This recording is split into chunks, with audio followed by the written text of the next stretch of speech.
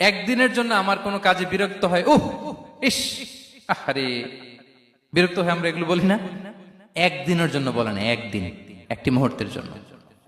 এই 10 বছরে একটিবারও পেয়ারা নবীজি বলেন নাই, আনাস এটা কেন করলে? একবারের জন্য বলে নাই, আনাস এটা করলে না কেন? একবারের জন্য তিনি বলেন। আনাস রাদিয়াল্লাহু তাআলা আনহু বলেন, একদিন একটা কাজে সম্ভবত জুব্বা আনতে আমাকে বিষ্ণু পাঠিয়েছিলেন। আমি ছোট মানুষ, জুব্বা আনতে যে ভুলে আমি মদিনার বাচ্চাদের খেলা দেখতে আরম্ভ করলাম। বাচ্চারা রাস্তায় খেলাধুলা করে না? বিষ্ণুনবী যেটা আনতে পাঠিয়েছে ওইটা না এনে ভুলে, ছোট মানুষ তো, সেও দাঁড়িয়ে দাঁড়িয়ে মদিনার ছেলে মেয়েদের খেলা দেখতেছে।